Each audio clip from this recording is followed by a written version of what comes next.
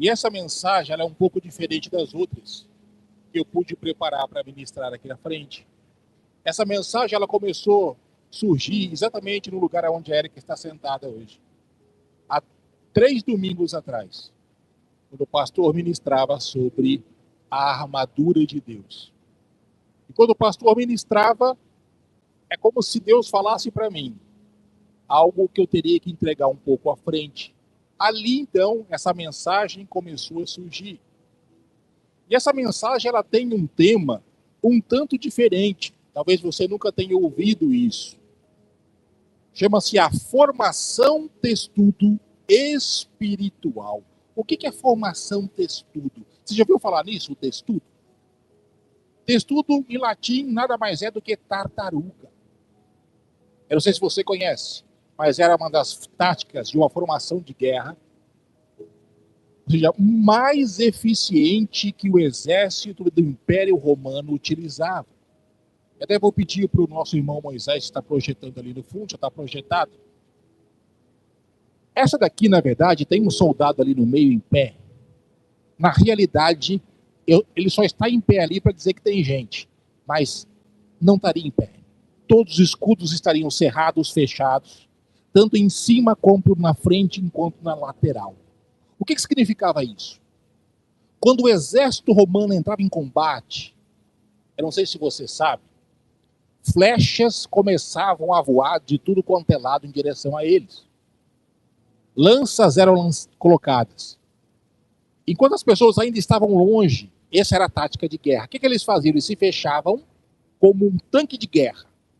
Escudos entrelaçados, fechados em cima, para frente e para as laterais.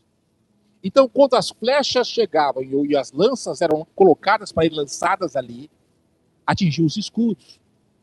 Geralmente, essas flechas, ou elas eram envenenadas, porque se elas simplesmente relassem em um soldado, ele não morria na hora, só que olha a tática do inimigo. É como diz Paulo, né, o dardo inflamado de Satanás. Quando alguém caía, 2 outros soldados eram tirados de combate para poder pegar aquele soldado que estava no chão. Eles não deixavam ninguém para trás. Então 3 soldados ficavam fora de combate. E era exatamente por isso que eles usavam essa técnica, para que nada chegasse até eles. Antes do combate, eles iam até um local, um rio, e mergulhavam os seus escudos, que eram escudos grandes, retangulares. Ele media exatamente 1,20 m de comprimento, talvez por 1 metro ou 75 centímetros de diâmetro. E o que acontecia? Ele pegava aquele escudo, ele molhava na água, porque ele receberia flechas de fogo, flechas incendiárias. Então aquilo, quando atingiu o escudo, não pegava fogo na madeira, porque ele estava molhado. Então isso tornava aquele escudo ainda mais pesado. Quando eles faziam isso, o escudo deles pesava mais de 20 quilos, só o escudo. Toda a armadura deles, dependendo do que eles carregavam, o básico, era 30 quilos. Era bem pesado. Era bem pesado para alguém que, na verdade, já tinha marchado, ia entrar em combate. Mas essa tática de guerra salvava a vida deles. Mas bastava que um só saísse da formação. Talvez como esse soldado que está aqui, para ver o passarinho verde, que alguém era atingido. Isso fala muito a respeito do nosso comportamento enquanto igreja.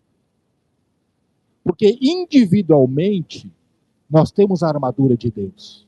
Podemos usá-la. Vamos falar um pouco sobre isso, embora o pastor já tenha falado. A gente só vai pincelar essa armadura para você lembrar.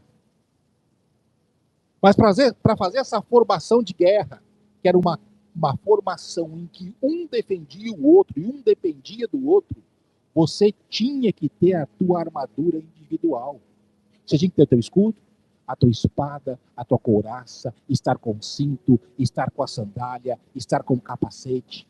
Você individualmente ia para lá e formava o coletivo. Existe alguma semelhança do que nós temos na igreja? A igreja de Cristo nada mais é do que isso. Todos muito bem armados, cada um com as suas armaduras do mundo espiritual, mas quando se juntam, é essa formação. A promessa é: as portas do inferno não prevalecerão contra quem? Contra a igreja. É contra a igreja, avançando em alguns sentidos que nós vamos discutir aqui. É a igreja que protege os seus pastores e líderes. É a igreja que protege os seus ministérios e os seus membros. É a igreja que se volta para fora para buscar a paz que excede todo entendimento, para expandir o reino. Afinal de contas, nós não somos um bunker espiritual, onde tudo termina aqui. Precisamos dar continuidade àquilo que Deus colocou no nosso coração. E antes que você pense qualquer coisa, querido, o chamado é para todos. Não adianta você dizer: não, mas eu não tenho esse dom, eu não tenho esse talento. Em algumas ocasiões a gente pode até entender isso. Por exemplo, eu seria um desastre no lugar da Gabi. Se eu começar a cantar aqui, eu tenho certeza que 80% da igreja não volta mais no próximo culto. É muito ruim. Mas em todas as outras situações, nós somos chamados para ser intercessores, orar, suplicar, ter um coração agradecido para tudo, evangelizar essa história de que isso não é para mim, não existe no evangelho. É conversa fiada mesmo. Eu acho que nem boi dorme com essa conversa, porque é tão fiada que ele não consegue dormir. Isso é uma desculpa, talvez, que a gente tenha para não assumir um compromisso. Porque nós somos cristãos de duas formas. Ou nós somos ativos naquilo que o Senhor nos colocou para fazer, com os nossos dons e talentos que Ele já deu, ou nós somos espectadores. Nós olhamos as coisas acontecerem e nunca nos envolvemos com nada. Eu acho que você já deve ter ouvido algumas vezes que a igreja é um grande hospital para tratar pessoas que estão doentes. Em parte é verdade mesmo. Mas é um hospital do quê? De campanha. Porque nós somos um exército do reino de Deus. E é para tratar aqueles que estão feridos e machucados para ser colocado de novo no fronte para expandir o reino. E não ficar eternamente doentes numa UTI, sempre buscando alguma coisa e nunca chegando a lugar nenhum. Queridos, Paulo não podia viver a vida de ninguém, nem Pedro, nem Jesus. O pastor Nilson, a pastora Daiane e qualquer líder dessa igreja também não pode viver a sua vida. O que nós podemos fazer é estender a mão para você, estar junto com você, mas viver a tua vida não dá. Não tem como. Primeiro, porque a salvação é individual. E segundo, que os dons e talentos que você tem são diferentes dos meus. E juntos nós nos tornamos aquilo que Jesus diz que é a sua igreja na terra. Tem pessoas que, se eu pegar o microfone e falar com elas, ou pessoalmente, ela não vai dar bola para mim e não vai entender o que eu falo. Mas se outro irmão aqui da igreja, talvez você se julgue tão pequeno, tão insignificante, você conversar com essa pessoa, a pessoa vai entender tudo. E talvez no próximo domingo, ou na próxima reunião, ele está aqui para ouvir a palavra. Somos diferentes, as pessoas são diferentes. Se o primeiro objetivo do cristão é ter um relacionamento com Deus, igualmente no mesmo objetivo é de expandir o reino. Se não fosse assim, cada um aqui que tivesse passado pelo processo de conversão, inclusive eu, já teria sido recolhido na hora da conversão. Aceitou Jesus, foi recolhido. Não precisa fazer o que mais aqui?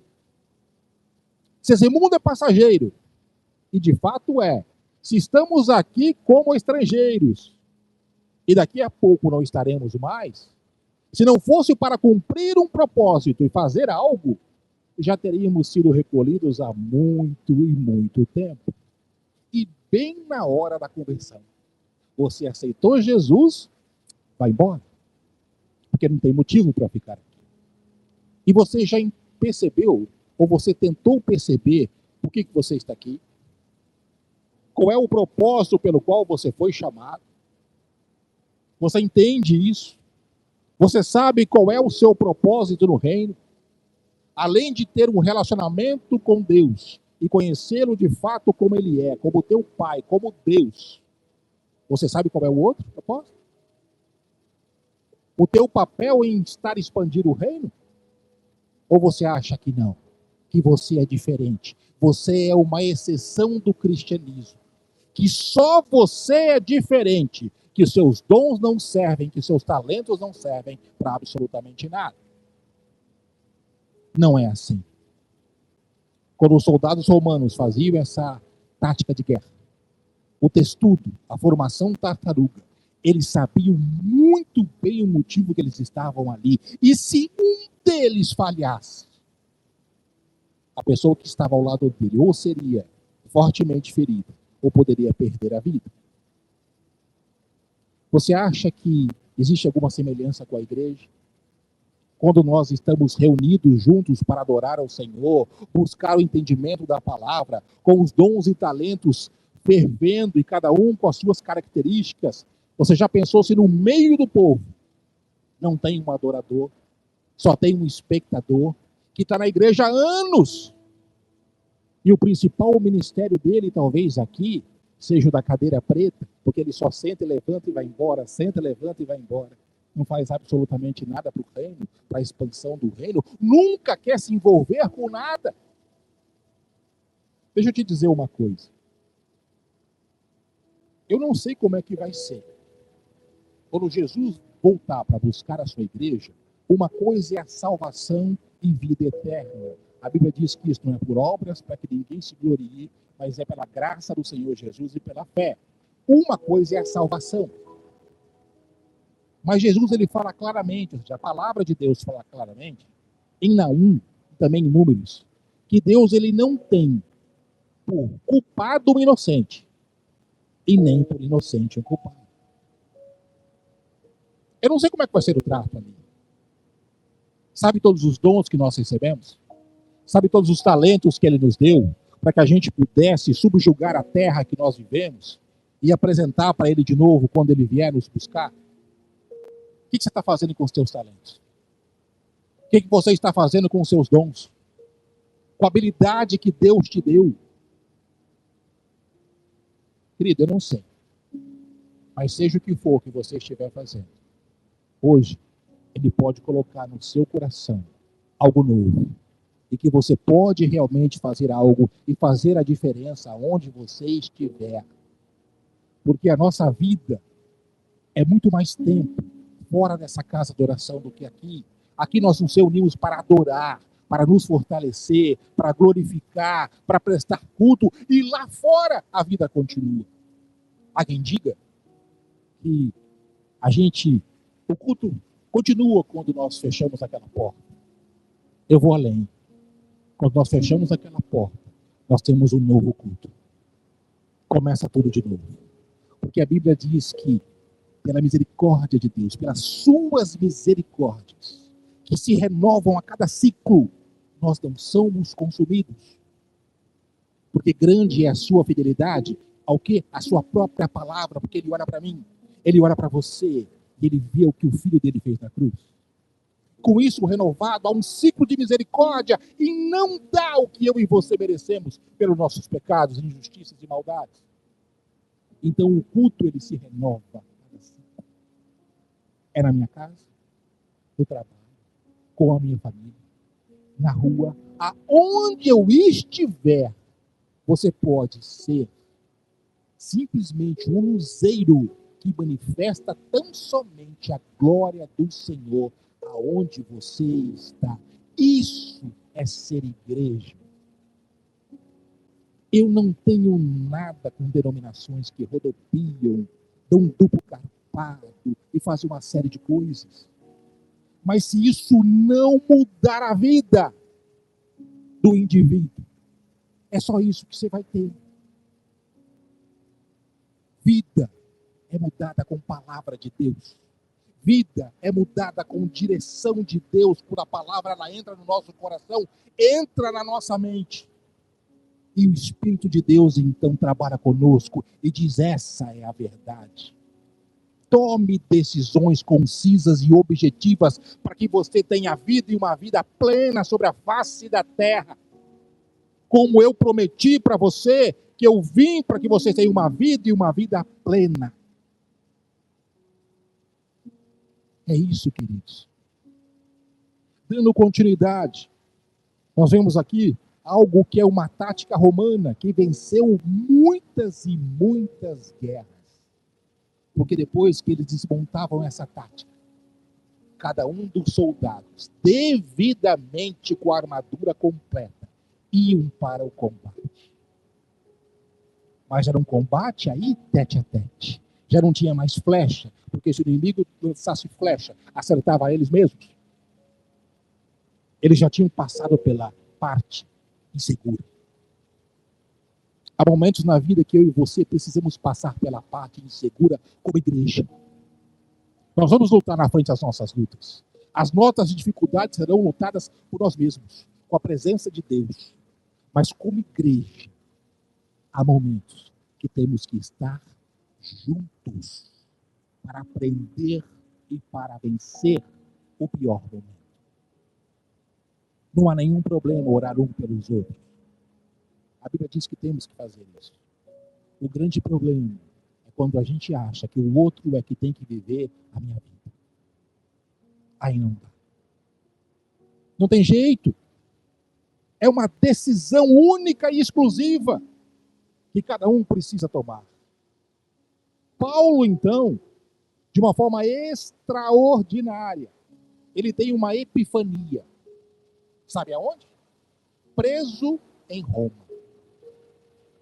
Acorrentado, porque naquela época não tinha tornozeleira eletrônica, a um soldado romano. Muito provavelmente da elite romana, conhecida como guarda pretoriana. A guarda pretoriana pegavam as maiores buchas de canhão, as mais difíceis, tomavam conta dos oficiais, dos nobres, e com certeza, por Paulo também ser romano, não iam colocar um soldado qualquer para tomar conta dele. A cada turno, um soldado novo ia lá, abria a chave e se acorrentava com ele. Paulo tinha todos os motivos para dizer: meu Deus, eu sou teu filho.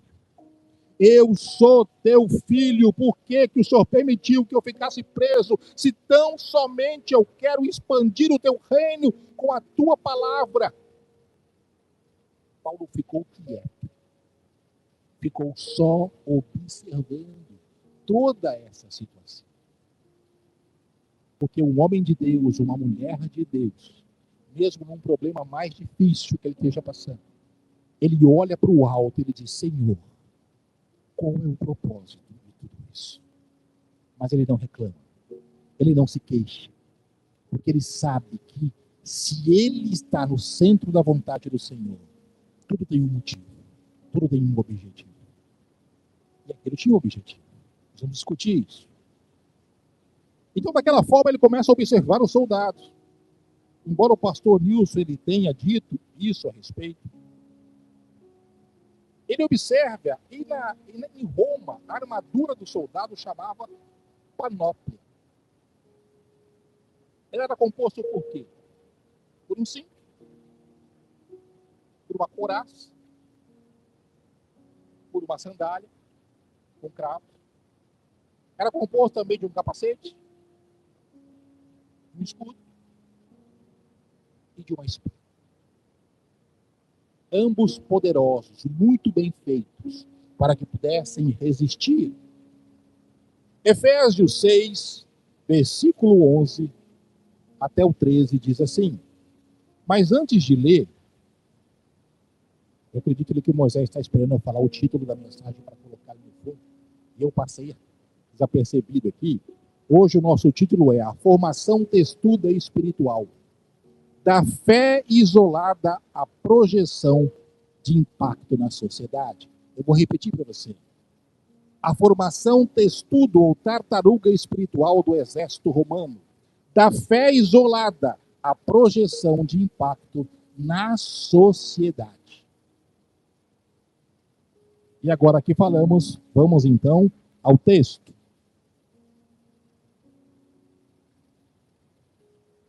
Vistam toda a armadura de Deus para poderem ficar firmes contra as ciladas do diabo. Ciladas no grego é metodeia. Você sabe o que significa metodeia? Uma hora ele tenta entrar na tua vida de um jeito. A outra hora que ele percebe que não consegue, ele tenta de outro. E ele vai tentando maneiras diferentes para tentar encurralar você ou para entrar de uma forma que vocês não estão esperando. Isso é ciladas, metodeias do grego. Então fique atento. O inimigo das nossas almas e seus asseclas nos observam o tempo todo, porque o mundo espiritual é um mundo real, tentando entrar na nossa mente, na nossa vida, na nossa família, onde estamos, de maneiras diferentes. Se ele não consegue de um jeito, ele vai tentar de outro. Se ele vê que não dá daquela forma, ele vai buscar um jeito até ele tentar entrar. Ou até conseguir. O que faz ele não conseguir entrar? A nossa ligação com o Espírito Santo. A nossa ligação com Deus. Porque da mesma maneira que ele está tentando entrar, o Espírito Santo vai nos avisando. E abrindo o nosso entendimento e os nossos olhos para que possamos ver qual é a tática que ele está usando para tentar se infiltrar daquilo que Deus entregou na nossa mão. E se a gente for pensar bem, existia uma história lá em Israel, e esse texto aqui ele foi escrito por Salomão. Embora Eclesiastes seja um livro que ele é um pouco diferente de Provérbios, que é quase tudo aquilo que você não deve fazer na vida, em boa parte dele, porque pode ser que dê errado, porque é o homem que fez. Tem uma parte que eu acho muito interessante, que era uma tradição judaica, que está lá em Eclesiastes 4:12, que diz assim: um homem sozinho pode ser vencido, mas dois conseguem defender-se. Um cordão de 3 dobras não se rompe com facilidade. Ou seja, uma pessoa sozinha pode ser uma vítima fácil. Quando estão em 2 pessoas, eles resistem. Olha a importância do irmão que está do teu lado como igreja, para te ajudar em oração, não para viver a tua vida, mas para te ajudar. 2 resistem mais do que 1. E um cordão de 3 dobras. Sabe o que é isso aqui? Quem que é a dobra do cordão e a terceira dobra no mundo cristão do Novo Testamento? Quem? Quem está conosco? Quem vive dentro da gente? Quem foi enviado no lugar de Jesus que está com o Pai?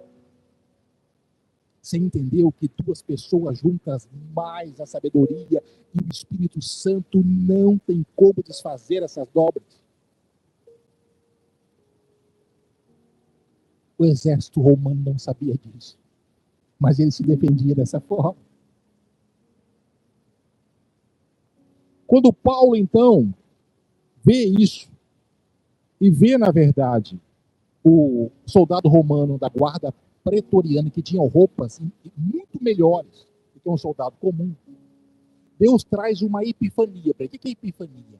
Ele começa, então, a ver qual é, vamos dizer assim, a analogia. O que ele pode comparar da roupagem romana do exército com a vida cristã? Então ele começa a dizer assim, que nós devemos vestir imediatamente, não é nem depois, nem ontem, nem daqui a pouco, toda a armadura de Deus. Toda. Não é para deixar nada de fora. Mas o que é a armadura de Deus, por exemplo? Se a gente for levar no sentido da nossa vida.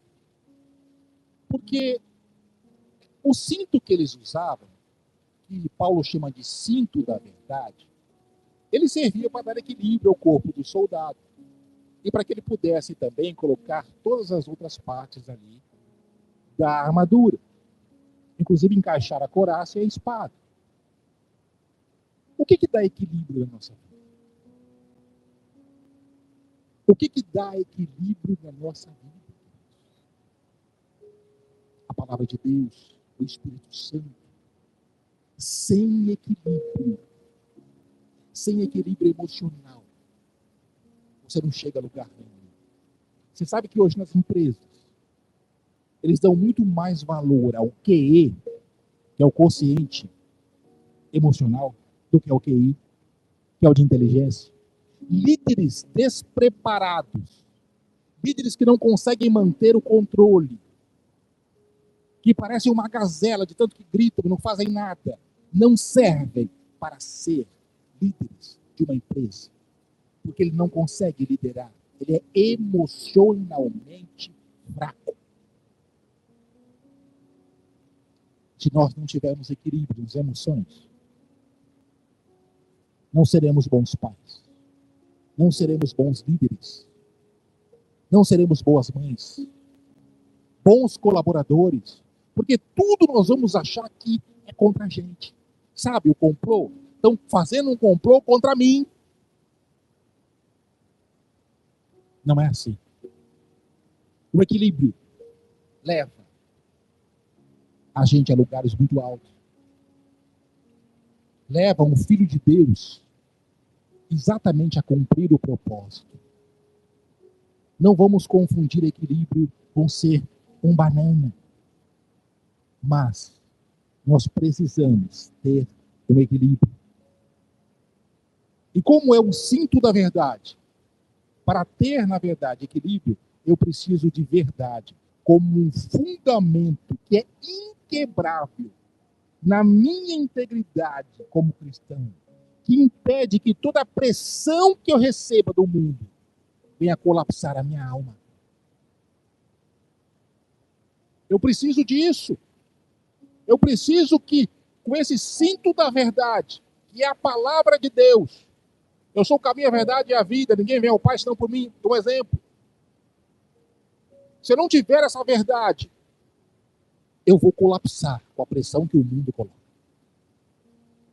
Então não adianta, querido, você cortar para todos os lados, pular, rodopiar, subir esse negócio e fazer qualquer outra coisa. Isso não vai mudar a tua vida.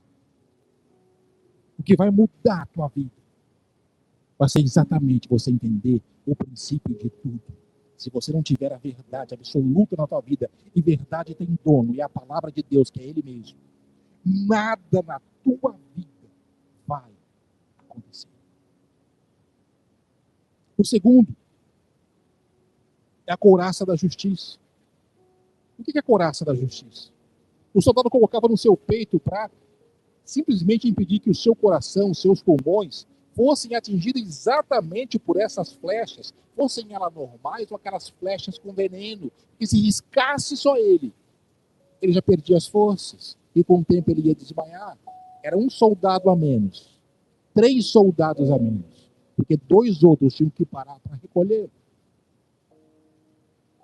Mas a couraça da justiça, na nossa aplicação espiritual, na nossa vida, é a blindagem do nosso núcleo emocional, a nossa identidade moral contra o quê? Contra a culpa, contra a acusação e contra a erosão do caráter.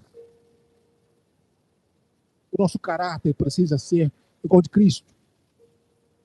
Igual de Cristo. E como é que eu posso ter um caráter como Cristo? Se eu acredito em todas as coisas que dizem para mim, todas as mentiras que o mundo prega, todas as informações negativas que tentam entrar na minha mente, tudo que diz que não está na palavra. Como é que eu sei se alguma coisa vem de Deus ou se não vem de Deus? Eu olho para a palavra de Deus. Se não estiver aqui, já comece a duvidar. Eu sei que a Bíblia não tem resposta para tudo, mas já comece a duvidar e comece a orar. Se o comportamento daquela pessoa que diz que é cristã, entre aspas, é totalmente diferente do que a Bíblia diz que tem que ser, já comece a ficar com a sua orelha em pé e ligada, se essa realmente é a companhia que Deus colocou para você na sua vida, ou como amizade, ou como realmente marido ou mulher, ou como alguém que você tem que acompanhar e estar sempre do lado. Porque se você influenciar essa pessoa como cristão, beleza. Mas se ela começar a te influenciar, é que é o problema. Preste bastante atenção nisso, para que suas emoções sejam resguardadas. A terceira arma que eles tinham da armadura nada mais é do que o calçado da paz. A função das sandálias tinham cravos metálicos na parte de baixo, que eram chamados estuques, para atração máxima em terrenos difíceis. Permitiam zero recuo e estabilidade na linha de batalha. Sabe o que é zero recuo? Sabe por que eles fizeram uma coisa tão pesada para o soldado usar e que tinha cravos nas pontas? Você imagina na hora da batalha, todo mundo lutando, as espadas roçando, um companheiro teu atrás, um do lado e você lutando. Se você tivesse algo leve que você pudesse saltar várias vezes, no primeiro salto que você desse com a espada, ia atingir quem? O teu companheiro do lado, o teu companheiro de trás. Ele levava uma espada. E talvez numa região onde não dava mais para fazer nada. Talvez caísse morto ali. Então esse cravo que tinha era para você ter uma mobilidade um pouco menor, mas ao mesmo tempo você não recuava. Você ficava ali. Eu não sei se você sabe da história, e agora mudando de cultura, os vikings, quando eles iam para a guerra, eles iam invadir outros lugares. Eu não sei se você já ouviu falar em queimar as naus. Já ouviu esse termo? Queimar as naus. Queimar as naus, naus é navios. Os vikings, quando iam invadir um outro lugar, iam querer conquistar um outro povo, eles iam até o lugar com os seus navios, chegavam naquele lugar, desciam todos do navio, pegavam uma tocha, colocavam fogo e queimavam todos os navios. Sabe qual era a ideia? Lá o mar e o oceano. Na frente os nossos inimigos. Aqui estamos nós. Ou vencemos ele ou morremos. Porque não tem para onde correr. E eles conquistavam. Tinham isso na cabeça. Ou lutavam pela vida, ou conquistamos, ou morremos. Assim era a máquina de guerra romana, que era o soldado. Ou conquistamos, ou morremos. Deixa eu te dizer uma coisa. Eu nem ia falar isso agora, mas eu vou falar agora mesmo. Por que vocês acham que a igreja primitiva era tão diferente dessa igreja que existe? Por que eles iam para o Coliseu Romano e eram devorados por leões, mas não negavam a Cristo? Por que eles não negavam a Cristo e ficavam sendo a tocha humana? Eram colocados como tocha, amarrados numa madeira, era colocado óleo neles e acendiam com eles vivos. Eles morriam queimados pelas ruas de Roma, mas não negavam a Cristo. Qual que é a diferença daquela igreja com a igreja que nós vemos hoje? A igreja das dancinhas, a igreja do entretenimento, a igreja da imensa prosperidade, porque se eu não for próspero, você é pecador. Se eu não tenho um carro importado, eu sou um pecador. Se minha conta bancária não é gigante, então eu estou em pecado. Qual que era a diferença? A verdade. Só a verdade. Aqueles homens e mulheres, eles sabiam porque tinham nascido. Eles tinham um propósito, eles tinham um objetivo. E para eles, o que interessava era a vida eterna. E não negar o Todo-Poderoso. Se para ter a vida eterna, eles tinham que morrer, então eles morreram. Eu me lembro de uma história que é verdadeira. Uma adolescente no Coliseu Romano. Por ela ser muito jovem, o César, que era na verdade o imperador, que era um título, César, chama ela e diz assim: se você negar Jesus, e me adorar, eu tiro você daqui agora, porque você tem uma vida pela frente. E você é muito bonito. Você pode até me servir. Isso no Coliseu, cheio de pessoas. Essa menina diz, não. Ela diz, então você vai morrer. Ela diz, então eu vou morrer. Quando soltou o primeiro leão em cima dela, ela era muito pequena. Ela não tinha a mínima chance. Os leões eram famintos. Não sei se você viu essa história. Quando você vê uma simulação, você vê que não tinha chance mesmo. Primeira, já derrubou ela. E deu uma patada que praticamente rasgou completamente o peito dela. Ela vira para César, na última força que ela tinha e consegue se levantar, e diz, salve Cristo, morrendo eu saúdo a ele. Morrendo eu saúdo a ele, o meu Deus, a minha vida. Será que nós teremos essa coragem hoje? Será que nós sabemos por que nascemos? Será que nós temos um propósito real da vida? Ou o primeiro problema que aparece, nós murmuramos. Não somos como os soldados romanos que tinham essas travas na sua sandália que não se moviam. Ou eu venço, ou eu morro. Tem um psicólogo austríaco de origem judaica chamado Viktor Frankl. Ele desenvolveu uma terapia chamada psicoterapia ou logoterapia. Eu não sei se você já ouviu falar disso. Um homem que ficou e passou por 4 campos de concentração na Segunda Guerra, de 42 a 45. Judeu, culto, de origem austríaca. Ele simplesmente teve a opção de ir para os Estados Unidos, mas ele quis ficar para cuidar dos pais que não conseguiram isso. Perdeu a primeira esposa, perdeu os pais e toda a sua família no campo de concentração. Ele passou até pelo mais famoso, Auschwitz. E ali ele começava a querer entender, ele queria entender por que alguns judeus resistiam bravamente a toda a pressão psicológica e tudo que aconteciam ali, e os outros, que não eram mortos na câmara de gás ou de outra forma, eles simplesmente, a pressão era tanta que eles pegavam e se jogavam, por exemplo, nas cercas elétricas para morrerem eletrocutados, se suicidavam.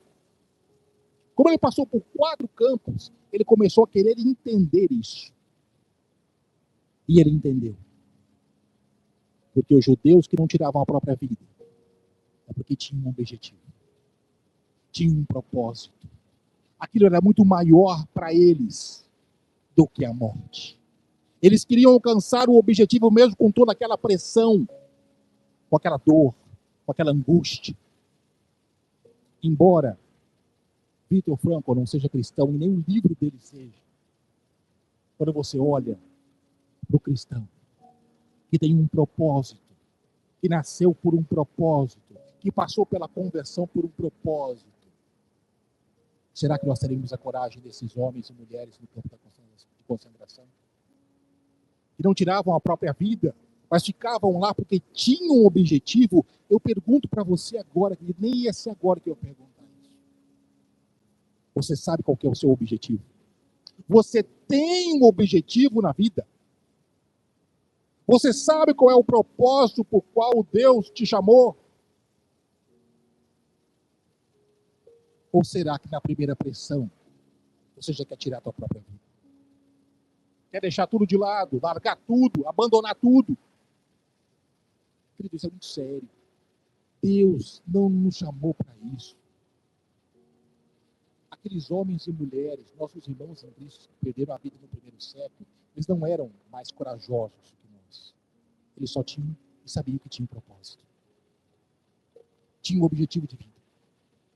Isso os mantinha vivos por dentro, embora logo iriam morrer, de alguma forma. E quando nós saímos por aí, nós morremos todo dia. Assim. Nós morremos todo dia para o mundo, para as coisas que Ele nos oferece. Negamos o mundo, nos aproximamos de Cristo com a verdade. Mas a grande realidade é que nós não podemos desistir. Nós temos que focar naquilo ao qual fomos chamados até o fim, dando continuidade. Escudo da fé. A fé vem pelo ouvir a palavra de Deus. Sem fé é impossível agradar a Deus. O escudo, ele tinha 1,20 por 0,75 retangular, usado para encharcar com água e neutralizar os dardos incendiários, as flechas que às vezes eram com piche em chamas. E a nossa aplicação diária? Defesa ativa, que extingue todos os dardos malignos, dúvida, cinismo, acusação. Ao unir-se aos outros como igreja, forma aquela muralha impenetrável, textuda. Esse é o escudo. Quando nós nos unimos em oração, em busca, em humilhação, por alguma coisa, por algum motivo, por alguém. Gente, quantos milagres acontecem quando a igreja se reúne, pessoas saem da UTI. Quantas coisas acontecem, situações perdidas são mudadas. Olha o poder da união da igreja em nome de Jesus. Você acha que nós fazemos o culto de oração terça-feira para quê? Para nos unirmos em oração. Por que você acha que a vigília foi colocada no coração dos líderes da igreja para ser feita? Tem objetivo. Temos uma eleição pela frente, temos os membros, temos os ministérios, temos pastores, temos líderes. Todo mundo precisa de oração. Todo mundo precisa de cuidado, querido. Todo mundo precisa. Você precisa cuidar de você mesmo. Precisa cuidar da tua família, dos teus negócios. Nunca Jesus disse que essas orações estão erradas, porque você só está pensando nas suas coisas. O que ele está dizendo é que, como igreja, você tem outras situações e outros motivos de oração também, que talvez você nunca tenha feito. Lembra da história? Nós não sabemos como tudo vai acabar quando ele vier buscar a sua igreja. Salvação é uma coisa. Deus não tem um culpado por inocente e nem um inocente por culpado. Ou você acha que ele não vai pedir conta dos nossos talentos e dos nossos dons? Como é que vai ser? Eu não sei, porque a Bíblia não explica exatamente como vai ser. Então tudo que eu te falar agora é especulação. Mas ele vai cobrar. Se ele deu talento, se ele deu dom a cada um aqui, você pode saber que mesmo salvo, olhando para você, ele vai dizer o que você fez com tudo o que eu te dei, quando eu te mandei daqui para lá, para que você tivesse um objetivo e cumprisse aquilo pelo qual eu fiz você nascer. Ou você acha que não? Ele vai. Mas e a salvação, Cristo? Salvação é uma coisa, isso é outra coisa. Como nós vamos passar a eternidade com ele, a Bíblia não explica. Não explica. Não explica, por exemplo, quem deu a própria vida e viveu a vida pregando o evangelho e perdeu toda a família. Daquele que, na verdade, só sentava na cadeira e ia embora. Não explica. Se vai ser diferente, se não vai, eu não posso te dizer. Mas levando em consideração o que ele fez com o próprio filho. O que ele fez? O que Adão fez? Adão e Eva pecaram. Desobedeceram. Ah, tá tudo certo, tá tudo bem. Negativo. Deus não tem um culpado por inocente. Como é que ele conserta isso? Ele manda o filho dele. Sabe quando Deus, ele manda, olha lá em Gênesis, ele manda 2 querubins descerem e guardarem a entrada do jardim, com uma espada de fogo que não parava de girar. Ela girava por todos os lados. Você sabe o que significa isso? Juízo contínuo. Sem parada.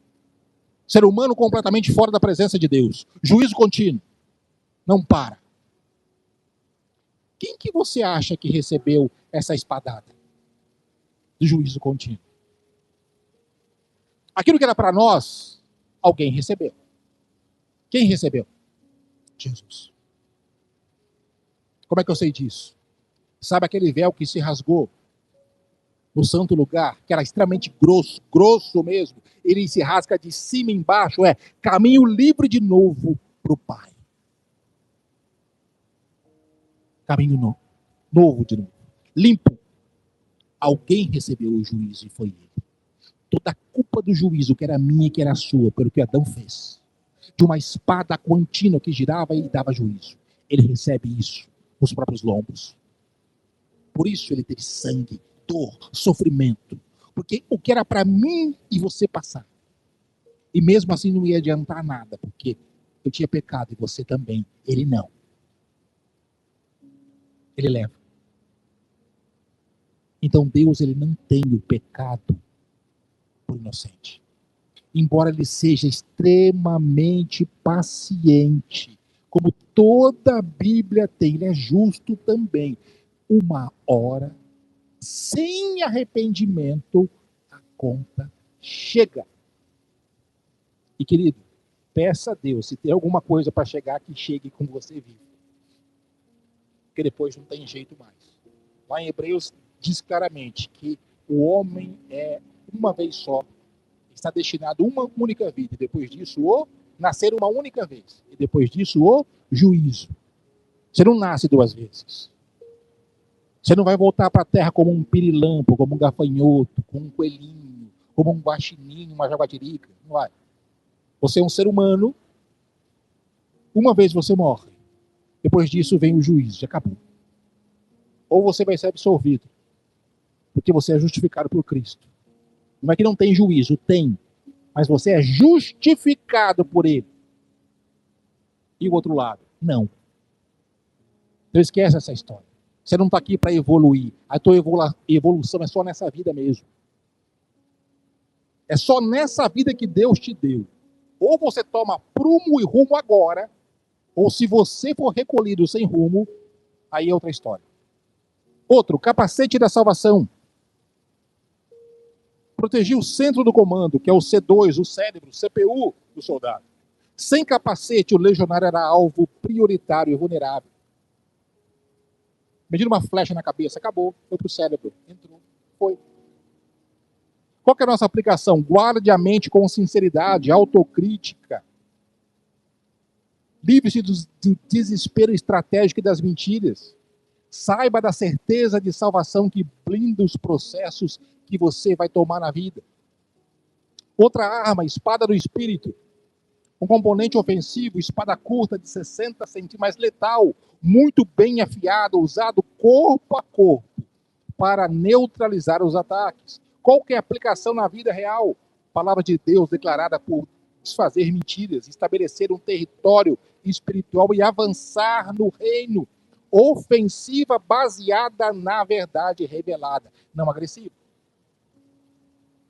Agora deixa eu dizer uma coisa para você. O que é espada para nós? Não é a Bíblia? Não é a palavra de Deus? Ela pode ser física, ela pode ser digital, ela pode ser de várias formas. Muita gente coloca você guardar a Bíblia na cabeça. Até aí tudo bem. Mas deixa eu te falar uma coisa. Se o soldado deixasse a espada na bainha, acontecia alguma coisa? Nada. Ele morria do mesmo jeito. Porque alguém ia atacá-lo. E ele não estava se defendendo. Se eu pegar a palavra de Deus e não usar, adianta alguma coisa?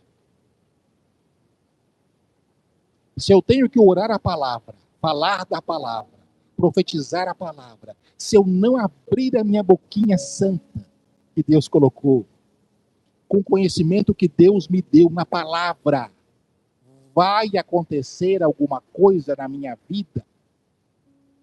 Se eu não colocar em prática a palavra, vai acontecer alguma coisa na minha vida? Não vai acontecer nada, porque a palavra de Deus nunca vai deixar de ser verdade. Só não tem uso para nós que não utilizamos ela. Pense nisso. Você como um soldado do Senhor, se não usar a palavra, se não declarar a palavra, se não entender a palavra para colocar em prática, nada na sua vida vai mudar. Ontem vai ser igual a hoje, que vai ser igual amanhã. E não é porque ele quer. Nem tudo que Deus permite, ele quer. Nem tudo que ele permite, ele quer. Você acha que ele queria que Satanás se rebelasse? Que o homem pecasse? Ele sabia que ele ia fazer, os dois. Mas ele impediu? Não. Livre-arbítrio. Ah, mas Deus criou o mal. Deus não criou o mal. Mas pense comigo, uma única coisa. Se você não tivesse a opção de escolher o bem e não tivesse o mal, o que você seria? Um robô. Só tem o bem para escolher. Então eu vou escolher. Quando o mal existe, querido, é uma opção de você não fazer. Você tem o bem e você tem o mal. Você tem o livre-arbítrio. O que eu quero para mim? Eu quero o bem. Eu quero a palavra. E você? E o mal?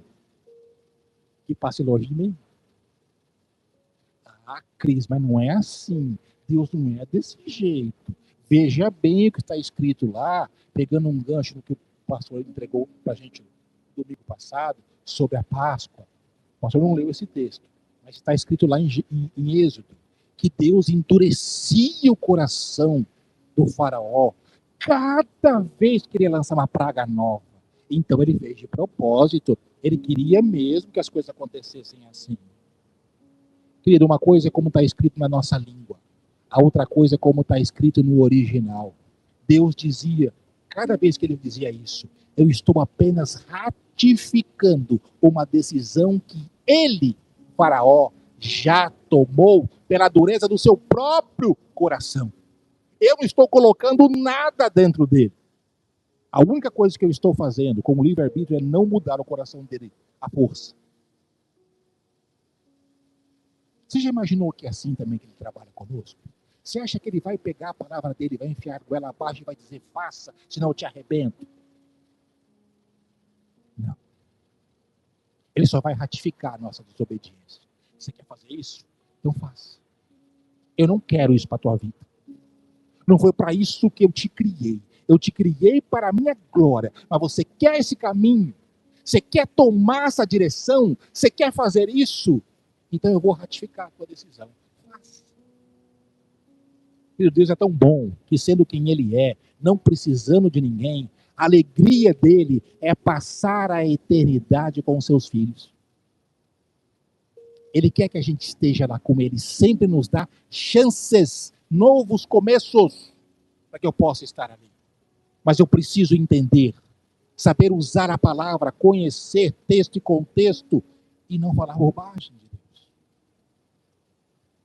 Por último, queridos, ele fala que tem algo extraordinário, que vai linkar todas essas armas que ele nos deu, que é a oração de forma contínua. Efésios 6,18 assim, orando em todo o tempo, com toda oração e súplica no Espírito, e vigiando nisto com toda a perseverança. Ou seja, tem que perseverar. Nem tudo acontece na hora que você orou. E súplica por todos os santos. Por todos quem? Quem que é santo aqui, gente? E você e eu somos santos por quê? Quem nos santifica? É por todos nós. Todos os santos nós devemos orar com oração e súplicas. Qual que é a diferença de oração e súplicas? Você sabe? Oração é quando a gente se dirige direto a Deus, glorificando, exaltando o nome dele. Ele vai nos enchendo com a sua presença extraordinária. Uma súplica não é, ai meu Deus, eu estou lascado, ferrado, minha conta está vermelha, eu perdi o emprego, o pneu do carro. Não é isso. Súplica é pedir algo específico para Deus em determinada área. Senhor, eu preciso de um novo emprego. Eu preciso achar emprego. Senhor, eu estou orando por aquela pessoa que está com essa doença específica. Eu estou orando por ele. Está com esse problema, essa dificuldade. Então é com orações e súplicas. E ele diz, no Espírito, não é de qualquer jeito. vigiando tudo e com toda a perseverança por todos os santos. Sabe aquela história assim? Sabe, Cris? Eu não nasci para orar. Eu não tenho esse dom. Eu não sou intercessor. Filho, leia a Bíblia. A gente acabou de falar isso agora. Você sabe orar. Você pode orar. Você é um filho de Deus. Tem a palavra na tua frente. É para todos nós. Todos, sem exceção. Essa história de que não, esse negócio não é para mim. Depois o capeta aparece na minha casa. Ele vai me retalhar. Ele vai me quebrar inteiro. Querido, esqueça isso. A quem você serve? Deus ou o diabo? Quem é mais forte? Quem é mais forte? Quem tem o domínio de todas as coisas e diz assim e tudo acaba? Não é Deus? Não é Jesus? Então que medo é esse? A única coisa que a gente deve fazer quando a gente ora por uma pessoa é dizer assim no finalzinho de tudo: Senhor, sem poder de transferência para a minha vida, para os meus ou qualquer um, que vá para onde o Senhor Jesus está determinando que tem que ir, em nome de Jesus, ponto. E se ele aparecer lá à noite na minha cama, você manda ele embora, filho, porque em nome de Jesus você tem poder para isso. Para com isso. Para de ter medo de alguém que foi derrotado na cruz por você. Para de ter medo. Você quer um texto mais forte do que esse? Agora, o próprio Paulo manda para Timóteo. Se em Efésios ele estava preso ainda em Roma, aqui ele já está solto. 1 Timóteo, capítulo 2, versículos 1 e 2, ele diz assim, não precisa abrir. Antes de tudo, sabe o que é antes de tudo? Prioridade máxima no grego. Não é antes de você tomar o seu café, não é antes de fazer, é antes de qualquer coisa na sua vida, antes de qualquer planejamento, antes de abrir a sua empresa, antes de ir trabalhar, antes de você estar na igreja, antes de tudo. Pois, exorto que se pratiquem súplicas, olha aqui de novo, oração específica, orações, intercessões e ações de graça por todos os homens, pelos reis e por todos que exercem autoridade, para que tenham uma vida tranquila e mansa, com toda a piedade e dignidade. Ele acrescenta mais 2 tipos de oração aqui. Além do que nós falamos, as súplicas de orações, ele fala de intercessões. Você sabe o que significa intercessão no grego original?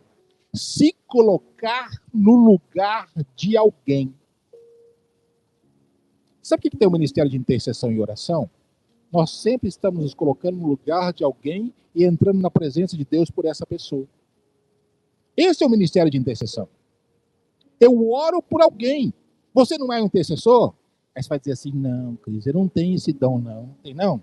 Você não ora pelo teu filho? Você não ora pelo teu marido? Você não ora pelo teu trabalho? Você não ora pelos seus? Se você ora, você é intercessor. Você não sabia disso. Como filho de Deus, você já entende que é para que todos os homens, por todos os homens, todos, não tem exceção.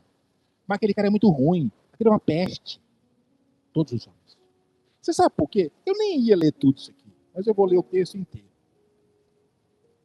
Orem em favor dos reis e de todos que exercem autoridade, para que vivamos uma vida mansa e tranquila, com toda piedade e respeito. 3.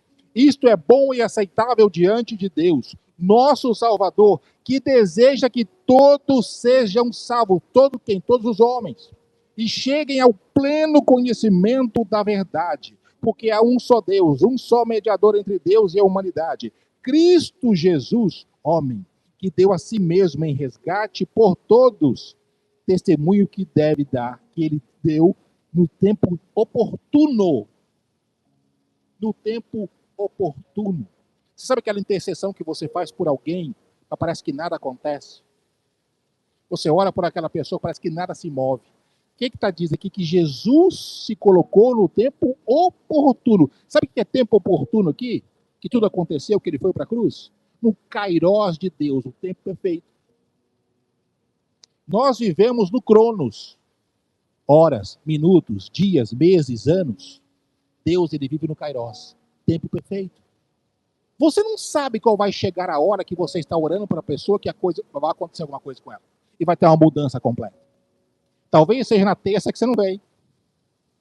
Talvez seja no domingo que você não vem. Talvez seja na tua casa que você não ora. Talvez fosse no seu trabalho se você orasse. Talvez seja pelo teu familiar, que você só critica, mas não ora. Talvez seja pelo político, que você só chama de maldito, mas não ora para que alguém com o caráter de Deus assuma aquela cadeira. Nós nunca sabemos quando vai chegar a hora, porque é a hora de Deus. Mas o meu papel e o seu, segundo Paulo escreve para um jovem pastor que ia se tornar bispo da igreja de Éfeso, que era Timóteo, ele diz: antes de tudo, Timóteo, faça orações, súplicas, intercessões e ações de graças. O que é ação de graça? Ter um coração agradecido a Deus por tudo que ele já fez, que está fazendo, e toda a tua oração que ele já ouviu, e ao seu tempo, como Jesus está falando, vai realizar. Querido, esse é o papel da igreja. Não é o papel de uma pessoa, não é o papel do ministério da intercessão, não é o papel dos pastores e dos líderes. É o papel da igreja, corpo de Cristo na terra, que tem que avançar. E para a gente encerrar, porque esses textos que estão aqui, eles são muito ricos. E eu não quero falar nada aqui que eu não possa explicar. Então agora nós vamos encerrar com uma última questão, que é o motivo pelo qual nós temos que orar pelos nossos pastores, pelos nossos líderes, pelo ministério como um todo, pelo corpo de Cristo e pelo que está lá fora, pela sociedade. Porque é uma fé individual, ela vai converter o mundo que está lá fora, pelo poder que é no nome de Jesus. Por que eu oro por pastores e líderes? Qual que é o papel de um pastor e de um líder na igreja? Você sabe? É subir no púlpito e abençoar você para que você tenha uma vida abençoada no final do culto? Também. Mas é simplesmente para, com a sabedoria de Deus que vem do alto, ensinar a todos, com aquilo que Deus deu, com a palavra, e extrair de cada um de nós o melhor naquilo que Deus nos chamou. Pastores e líderes, no fundo, são facilitadores da vida do corpo de Cristo. Se você tivesse que resumir isso em uma única palavra, é isso. Facilitar a vida do corpo de Cristo. Orar com ele, estender a mão, ensinar a palavra. Ter, sim, um caráter aprumado de Cristo, ser uma pessoa que é conhecida por isso. E por que nós devemos orar por eles? Por pastores e líderes. Querido, você já imaginou, você já sentiu uma pressão imensa na sua cabeça? Um peso que vem de um lugar que você sabe que, da onde que vem, mas vem do mundo espiritual. Você imagina o peso que é para um pastor e para um líder estar à frente do ministério, estar à frente do corpo de Cristo numa igreja? Querido, os dardos inflamados do nosso inimigo, eles estão sempre procurando essas pessoas. Você sabe por quê? Uma decisão mal tomada, um planejamento incorreto fora dos planos de Deus pode acabar com tudo.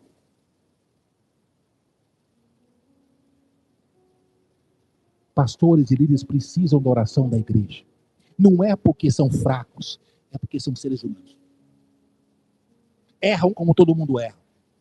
Tomam decisões que talvez não deveriam tomar. Precisam da ajuda e muitas vezes de conselho daqueles que são mais velhos ainda do que eles. Para dizer assim, olha, eu já vi isso acontecer, meu irmão. Ora ao Senhor. Isso é meio diferente, sabe? Parece que não está muito certo.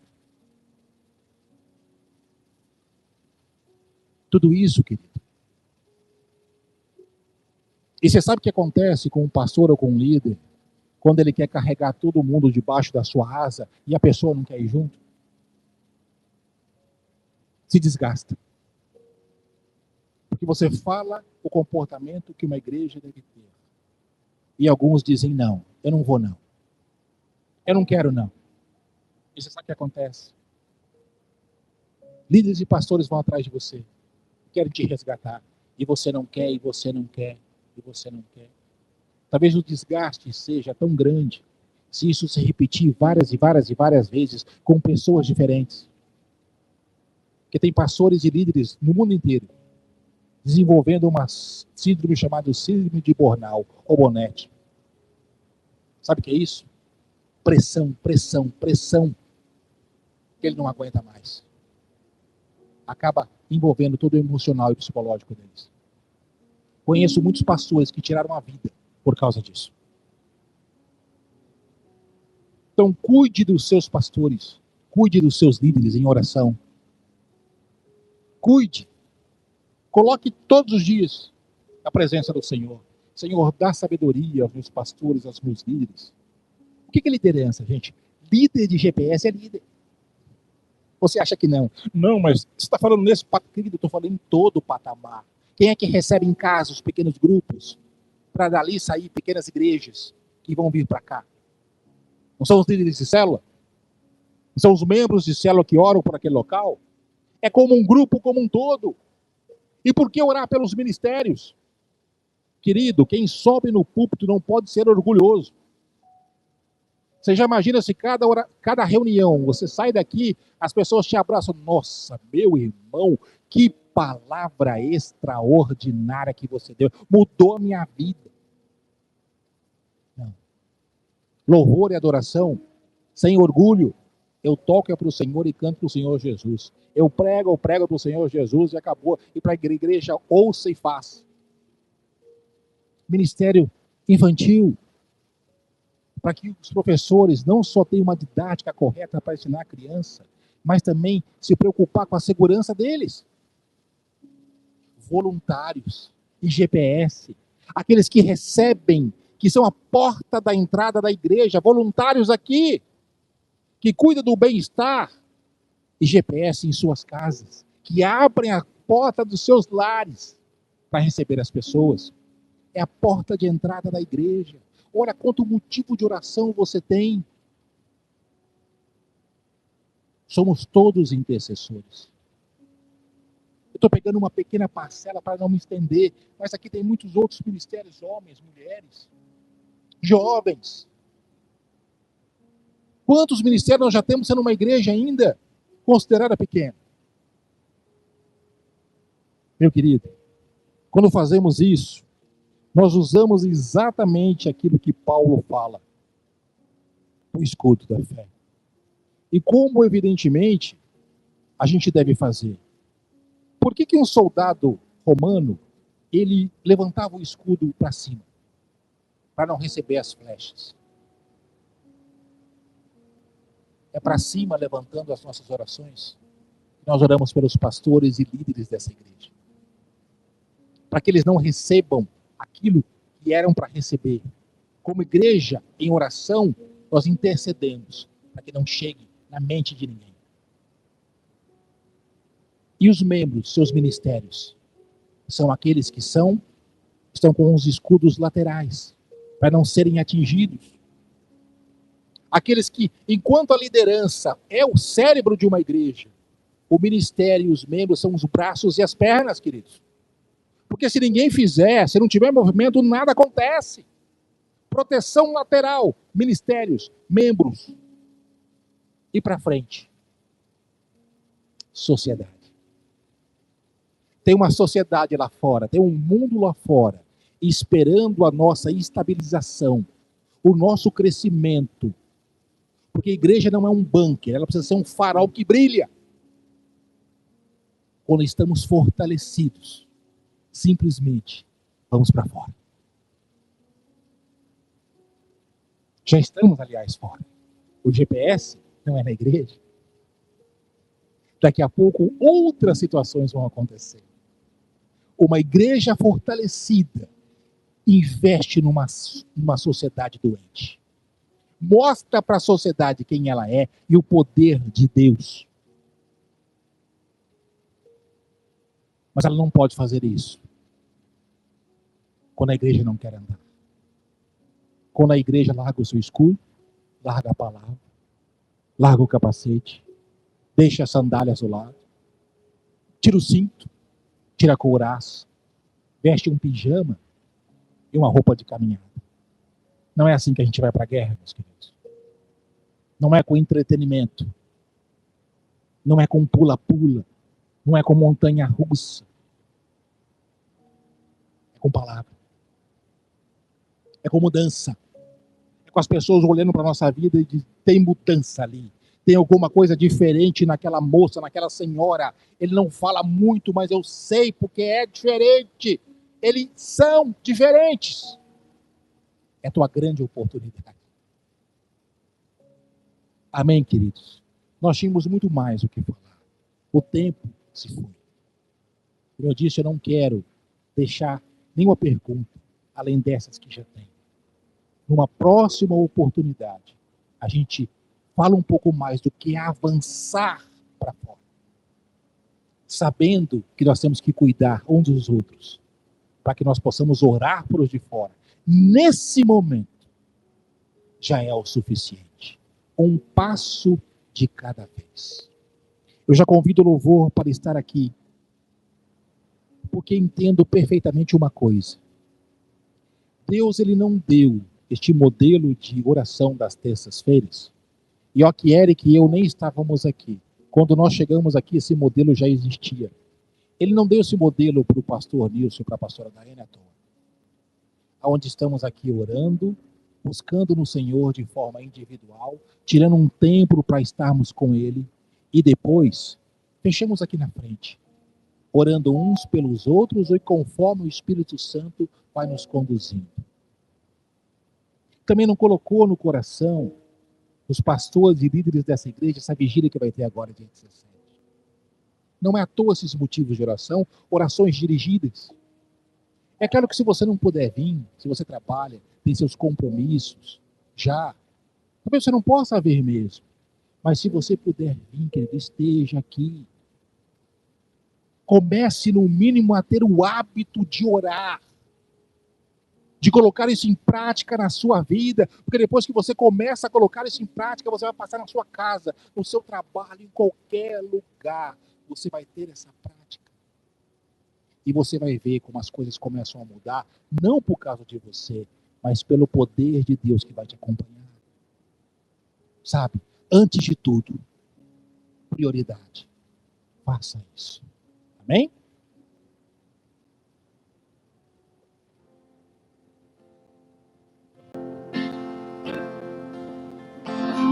Lutamos com armas de fé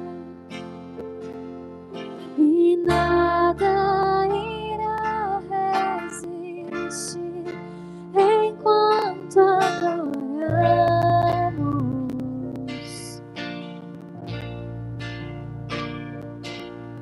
Em meio às tribulações, o nosso Deus é vencedor, nós o adoramos.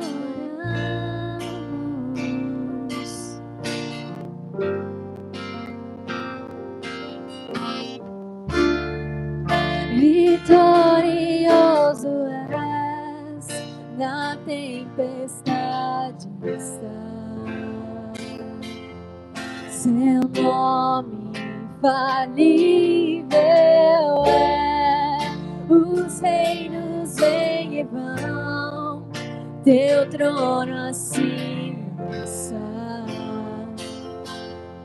Teu nome imutável é.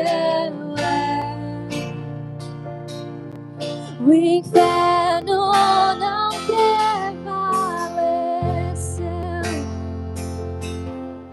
e nada irá me impedir. Eu te adorarei.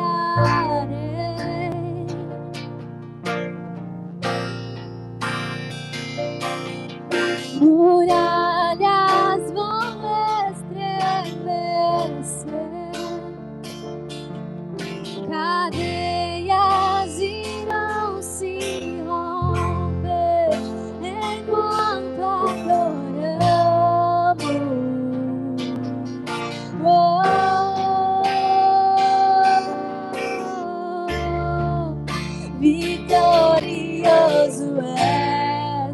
na tempestade está. Seu nome infalível é, os reinos vêm e vão, teu trono acima está. Teu nome imutável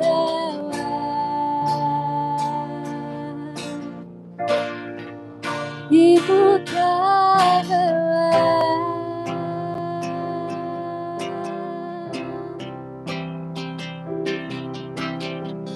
Como trovão, impetuoso, poderoso és, grandioso és, que vem ao céu, nós proclamamos, poderoso és, grandioso és. Como trovão, impetuoso, poderoso és, grandioso és, que vem ao céu, nós proclamamos.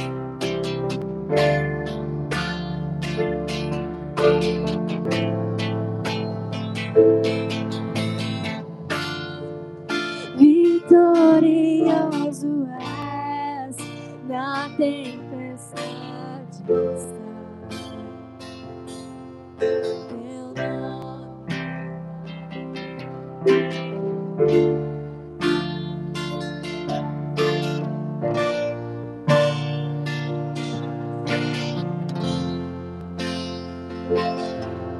teu nome imutável, como trovão, impetuoso, poderoso és, grandioso és, que vem ao céu, nós proclamamos, poderoso és, grandioso és, vitorioso és, na tempestade.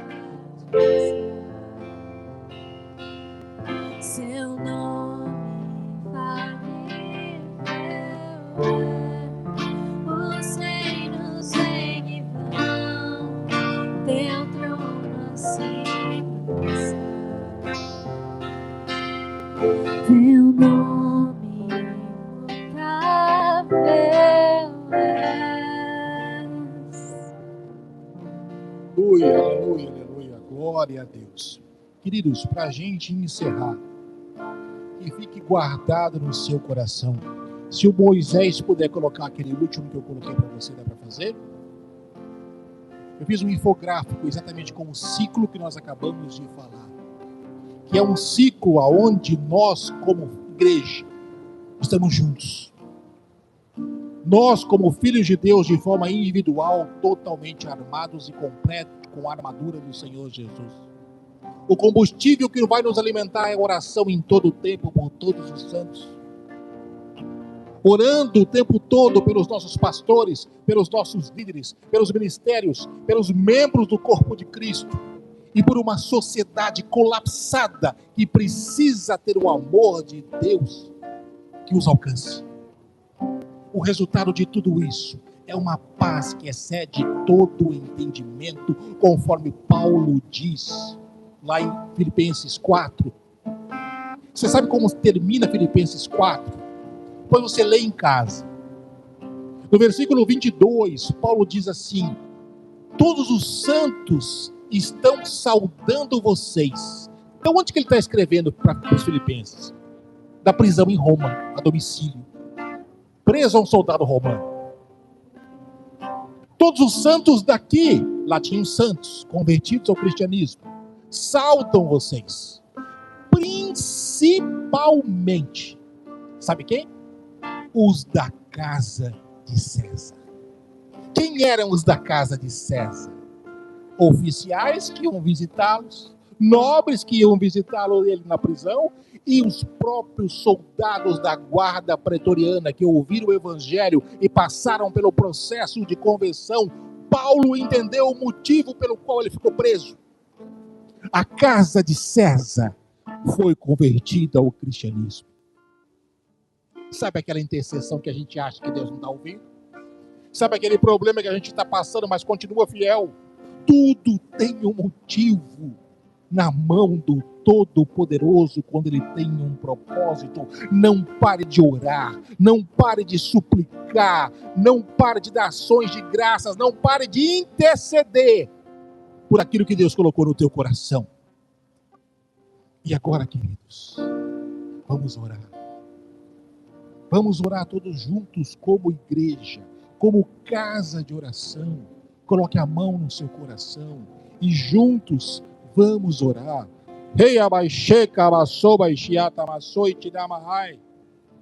Deus Santo, Todo-Poderoso, maravilhoso, grande, poderoso, vem com a tua ação na vida dos meus irmãos, Pai. Somos um só, como o corpo de Cristo. O Senhor é o cabeça. Nós somos teus filhos. A terra o Senhor deu para nós, para que nós cuidássemos dessa terra como fiéis mordomos do Senhor, até que o Senhor viesse nos buscar. Nossos talentos, nossos dons, nossos bens, tudo que temos, tudo que somos foi dado pelo Senhor, para que pudéssemos usar de uma maneira sábia, com inteligência, com conhecimento e por seus motivos. Então vem, Senhor, vem Espírito de Deus sobre a vida dos meus irmãos e abra o entendimento de todos aqueles que precisam ter o seu entendimento aberto. Em nome de Jesus, Pai, que a tua palavra seja plantada de forma extraordinária no coração dos teus filhos, em nome de Jesus, nas mentes dos seus filhos, nos ouvidos, Pai. E em nome do Senhor Jesus, venha frutificar muito. Que se levantem hoje daqui muitos intercessores do Senhor. Muitos intercessores que aprenderam que intercessão é para cada filho, não é algo individual. Que a oração, que a súplica é para todos. Isso não é algo, Pai, específico para alguém. E o Senhor disse, Pai, através do teu filho Paulo, antes de tudo, como prioridade, nós temos que aprender a orar, a buscar e a colocar tudo diante do Senhor, seja qual for a situação e qual for a questão. Então, em nome de Jesus, vem mesmo com a tua graça e vem com o teu poder imenso. Shobaieira carabaixe, oi, achetamanto baixi carabaieta tucabaiteira matou, e a suba e chitacabauarea.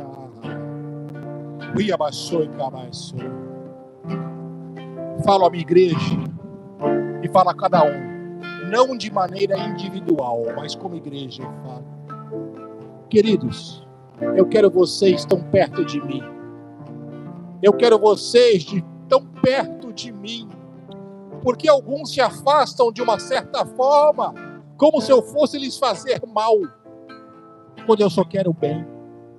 Por que tanto medo de um Deus que é Pai, que ama, que acolhe? Queridos, eu só quero ter um relacionamento com vocês.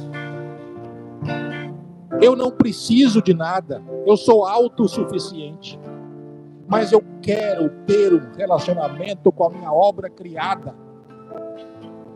Mas para isso, vocês precisam dar alguns passos. E entre eles, é orar, me buscar, se humilhar e muitas vezes se arrepender.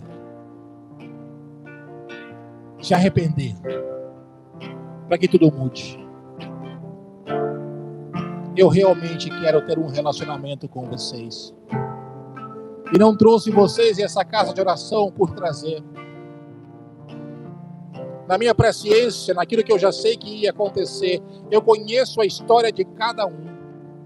E muitos eu trouxe aqui para curar, para libertar, para transformar, para fazer um verdadeiro guerreiro e boca, minha boca onde estiver.